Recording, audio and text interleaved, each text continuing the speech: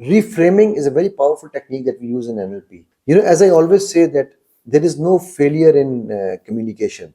It's always a feedback. Reframe your failures, your setbacks as an opportunity, as a feedback to improve. Okay, then you will have more control over your thoughts. Okay, and most important, or not, I would say last but not the least, put your failures into a purpose and not a shame. Hmm. What makes you ashamed of a failure? You did not fail. It was a learning opportunity. You got, I'll give you an example of Edison. Thomas Alva Edison, who made this bulb, light, that everything is talking about. Somebody asked him, you failed 999 times, because he made the thousandth time he made the bulb. So how do you feel about it? And his answer was epic. He said, I now today know 999 times ways of not how not to make a bulb. Yes. And there is one way to make a successful bulb. This is what is important. Basically, this is the opportunities for tough mental people. Yeah, I mean, that's because if you can Yes. control your emotions, you will become mentally tough. Okay, and okay, I will tell you on myself. Your inner critic is very, very important. He will whisper. Inner critic whispers, "Pss, pss, pss, pss, pss, pss, pss. Not good enough." And then sometimes this inner critic is not your own. When I say think your thoughts, that also I want you to understand. Sometimes you are thinking somebody else's thoughts in your mind. They gave you their thought. Similarly, it's their inner critic that you are criticizing yourself about. For example, I can say, Zen, your the way your forehead is, oh, it looks very, very shabby. Who the hell am I to say about your forehead? This is a gift given to you by Allah subhanahu wa ta'ala. But if your inner critic says, maybe because he's a senior person, he's saying maybe he's right. Now immediately your thoughts start flowing towards that.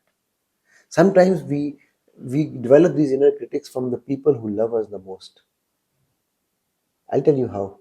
Mothers, grannies, what they say, his nose is thick, press the nose to make his head round, put him in pillow. Oh my God, look at his head. They are our external critics, which eventually become our inner critics. Inner critics paralyze us at times from taking actions. Uh, Inner critic is one of the biggest enemies of mental toughness. It makes it impossible for us to be resilient. Okay, uh, so learning to silence this voice or tame this voice is very, very pivotal, very important in our lives. We must understand. Okay, I'll give you a few signs when you can know that if it is your inner critic that you are not checking, you are not aware what is going on. Okay, for example, some people come to me and say, we have, when we start thinking about something, it's very catastrophic.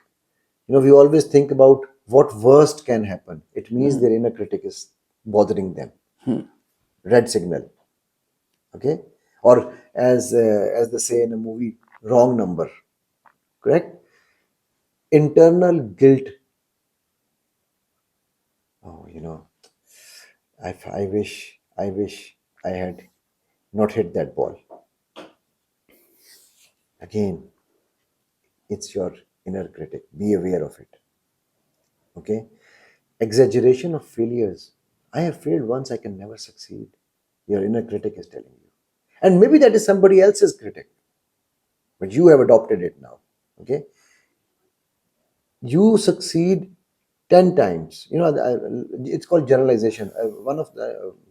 At one time there was this marriage counseling I was doing, and this lady came to me and she said, we have never had a good day in 15 years of our marriage. Never had a good day in 15 years of our marriage. So I asked her, not even a single day? Can you tell me 10 days of your life that you remember? After doing, a lot of other, I changed her mind. And then she started saying, yeah, when it was my first wedding birth anniversary, when it was the birth of my child, when it was this, and she kept on going and going. And when I made the list in front of her, she had given me at least 365 days of enjoyment. I said, you just said there was not even one day. So your success is minimizing. You can't see success. You only see bigger failures. Okay, that's your inner critic. Beware of it. Okay, then you set your own standards very high, like the perfectionism we talked about. Okay, so every time you are, for example, you played a cricket match. I'll quote the example of cricket again, and you took 5 wickets, but you're not happy with yourself. I should have taken 7. I could have taken 10. So your standards set by you are not realistic. Correct? There's a difference between understanding your abilities and setting your right realistic standards and unrealistic standards. And then there is another one which is, future is very weak. I don't know. I don't think I will be playing the next match. So you always have doubts on your future, and you're always worried about future. You're anxious about future. Anxiety is about future. Your inner critic is bothering you. Be careful. Okay. So when these kind of things, when you first understand how it happens, then you can counter the inner critic. For example, like I gave you the example of think your thoughts. So every thought that you pick, scrutinize it with those questions. Why did it come? When did it come? What did it come for? How did it come? And for what and what is the origin of it? Where is it originating from? Is it my thought or somebody else's thought that I am carrying forward? When you start dissecting, you'll be surprised. You become a much calmer person. Then stop overgeneralizing and react rationally. People, we do a lot of generalizing. Like, I am always feeling bad. The same example I said, in 15 years, we never had a good day. That was overgeneralization. Never? Ask yourself that question. If you come, I have never been able to, make a century, or okay, let's say not century. I've never been able to perform well. Never. Ask yourself. Put your own inner critic into doubt. Okay. So always remember that every downside has an upside. Okay. So every situation has something good in it. So keep that in your mind always. Uh, and when you're dissecting your thoughts, I would say pick your 10 negative thoughts and make a list and spend time.